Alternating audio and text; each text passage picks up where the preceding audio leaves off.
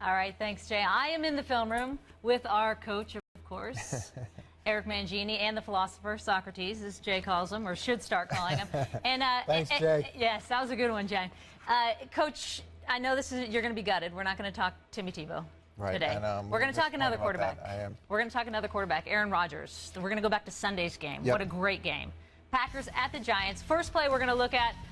They're up 4, but oh my goodness, that's not something we see a lot. Aaron Rodgers throwing only his 5th interception of the year. What happened on this play? Well, it's going to be really interesting when we see it because he didn't make the wrong read on this play. He actually made the right read. And what the Giants are playing is they're playing cover 2, which is 2 deep safeties. And what Green Bay is going to do is they're going to high-low it. They're going to high-low a underneath defender. In this case, it's Matthias Kiwanuka. And they're going to have, what I mean by high-low is they're going to have someone behind and someone in front. And this is a classic way to beat cover 2. And the way they're going to do it is this way. They're going to bring Jermichael Finley across like this.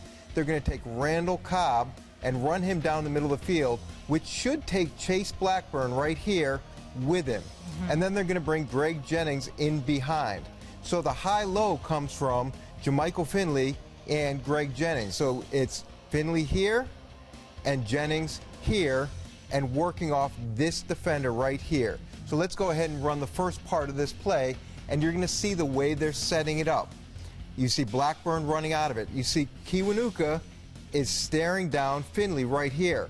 Aaron Rodgers knows that. He knows now that he has the high part of this high-low open. It should be coming open at any point. Go ahead and run this. But what you're going to see is Chase Blackburn, who was signed on Tuesday. I know, amazing. It is amazing. He actually doesn't play the defense the correct way and benefits from that. So when you look at it right here, you can see he's flat-footed. You know that he's coming down.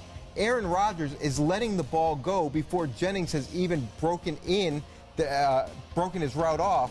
And Blackburn should be going deeper with Cobb. He's not playing it correctly. So they could come back, or if he had held the ball, he could have come deep now to Cobb, but he breaks it off and goes and jumps Jennings' route, and it's a rare interception. Let's play the last part of this play out.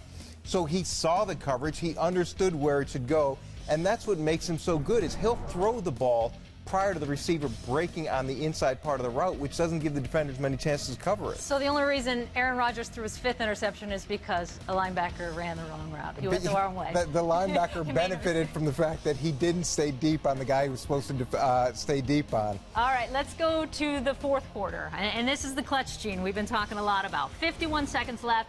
Game is tied. He drops back, tied at 35, and there it is, the 27-yarder to Jordy Nelson. What a game he had as well. What happened on this play? Okay, what you're going to see here, and this is just like we talked about, he knew it was cover 2 the play before. He's going to gather information, and you can't do this with these really smart quarterbacks. It's initially going to be a really fast-hitting route. A flat route and a slant over here, a slant here, and Jordy Nelson and Greg Jennings have a short route as well. But what you're going to see is Aaron Rodgers is going to lift his leg up like he's getting the snap, but that's just to force the Giants into declaring what they're in. So let's go ahead and start running this play. You'll see him lift his leg up initially. The Giants declare that they're in man-to-man coverage, post-safety defense.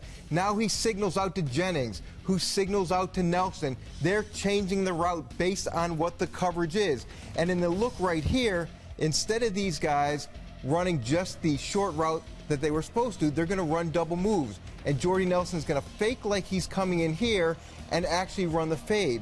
This is good against pressure because the read is already set. He knows he's going to Nelson, and it's a quick hitter, so this isn't going to get here. The pressure's not going to affect the throw. Let's go ahead and run this part of it. It's a really good check that he gets from seeing what the Giants are in by initially giving that fake cadence. Right here, we talk about it all the time.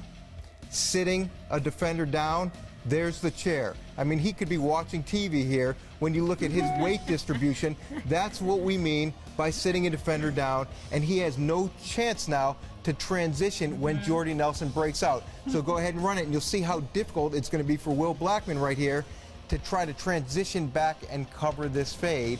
And it all was set up by Aaron Rodgers coming to the line of scrimmage, giving the fake cadence, seeing what they're in, knowing that he's going to Nelson, checking the play, And you can't do that. You can't do it. Have you seen a quarterback as sharp as Aaron Rodgers is right now? Yeah, Brady Quinn. There he goes. That's for you, Jay. Tom Brady, 2007. 2007. Yep. That's going to be a good debate. That's a good debate. That is Speaking a good debate. of. All right, Coach, thank you. You know, Hey, I'm always trying to take care of you. Coach, here's the deal. If Brady Quinn had looked that good, Yeah. the chair you just drew, you'd be sitting in that chair, not this chair. Yeah. Welcome to the debate. I am sitting in the H. I thought Brady Quinn looked great in the green room, Did he? right? I didn't draft him, so. Oh, you're Wow. ducking responsibility there. No, I'm just stating the facts. I know. Yeah. Now, wait a second. That's Did I tough just hear you defend Aaron Rodgers even while he throws interceptions? Now he can do no wrong? But, Skip, when you look at that play, what happened is he made the right read. They were high-lowing the underneath defender. And that's what I really like about him is he had the ball out of his hand prior to Jennings even making the break. And with the linebacker who was signed Tuesday, he should have stayed on the middle read. If he was playing the defense correctly, that would have been I there. remember once upon a time when Tom Brady threw 4 interceptions, and he did the same thing and broke down the tape. So And? it's not always the quarterback's fault. It's not always the quarterback. 3 were not Brady's fault. Well, he's just saying. Well, and then that's what I was saying on that play there. Based on what the defense was and what the assignments were supposed to be, they had the read that they wanted and the route that they wanted. So the way to beat Aaron Rodgers is to sign guys off the street because they don't know what they're doing. The way- they confuse it. You need, you need They're out of position. They're not supposed to be there. I love that. I think somebody the should try defense that well. Get with the program. We are glad that you are in this chair. It's sad that he has to educate you so much. I mean, it just Someone better. Someone better. Yeah, I want to hear the answer to this question. This is a fantastic debate. It's been ongoing all season. The Tom Brady in 07 versus Aaron Rodgers in 2011. Let's show you the numbers now as you look a little bit of video of Aaron Rodgers before we get to him. Aaron's having that kind of a season. His team's rolling along, undefeated. Look how close the numbers are, guys. Through 12 games in 07, Brady on the right, Rodgers on the left. Amazingly close. So, Coach, let's start with you. Yeah, Which season is better? Through 12 games. Well, it remains to be seen which season is going to be better. But this is one of the things that I struggle with is we talk about players that are playing right now, and we disregard all the players that have played before. Thank you. Because it's not the most recent thing in our consciousness. And just because it's not being done right now doesn't mean it Skip hasn't calls been it prisoner done. of moment. Yeah. And there's quite a bit of that. And when you look at the numbers, Tom had more touchdowns than Aaron has. That's significant. That's 4 more to this point. Yeah. It is significant. He also had Randy Moss. And the other thing is Green Bay Greg has to Jennings get ain't to the bad. Super Bowl undefeated before they do what New England has already done to this point. And I'm not taking anything away from Green Bay, but I think we just got to put it in perspective.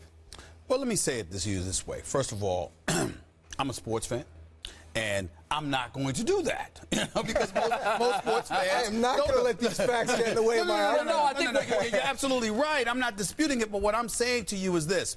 You look at a guy like Aaron Rodgers, all I have said is, first of all, we love Tom Brady. We know how fantastic he is. But all I have repeatedly said is that I have never seen anybody throw the football this well in a season. And then Skip, with his high, gauging and hyperbole, just takes it to another level. But I want to address a point that you just brought up. Because How can I take that time? You're saying he's throwing it better than anybody ever? How's that hyperbole? This season, the way he has thrown the football is the best I've ever seen. And then Skip's That's all I hyperbole said. is when exactly. you Oh, think he's the greatest ever, blah, blah, blah. That's But what he's talking. You're trying to. Excuse me, don't interrupt. I'm talking to the coach here.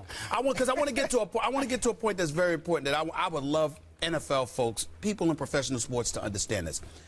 Would you love the NFL the way that you did if you didn't grow up watching it and fantasizing about playing in the game or coaching in the game someday? The fact of the matter is people who precede us are the ones who set the standard that really galvanize us to a level where we're that interested in the sport. The NFL has grown into a multi-billion-dollar business. Why?